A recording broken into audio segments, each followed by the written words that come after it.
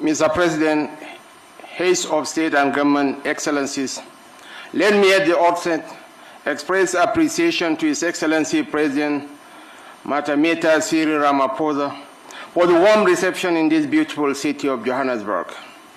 May I further use this opportunity to congratulate him on the successes of the South Africa G20 presidency, including his purposeful leadership in steering the affairs of the group in a number of processes and negotiations which will culminate in a leader's declaration. Nigeria, as one of the invited guest countries of this year's G20 summit, commends the concerted efforts of the group in mobilizing action towards accelerated attainment of inclusive sustainable growth, where financing for development is guaranteed and no one or country is left behind. The theme of the Session 1 of the Leaders Summit, Inclusive and Sustainable Economic Growth, leaving no one behind, building our economies, the role of trade, financing for development, and the debt burden is up and speaks to the challenges of developing countries.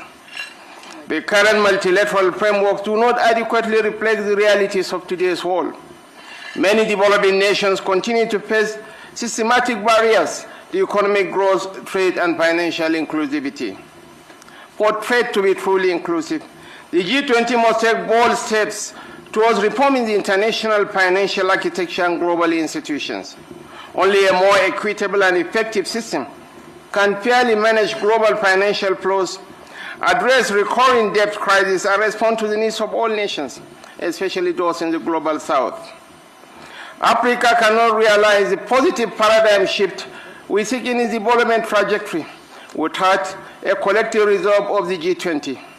Together, we must confront the persistent regional challenges before us, most notably the urgent need for sustainable financing to ensure effective implementation of our developmental priorities.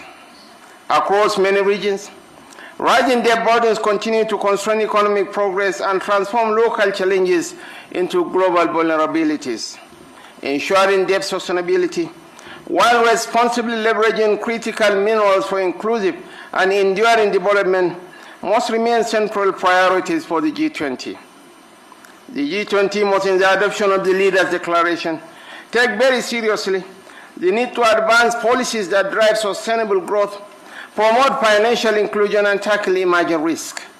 This includes support for indigenous production, export from Africa, and mechanism to enhance significant increase in FDI flows to the African region.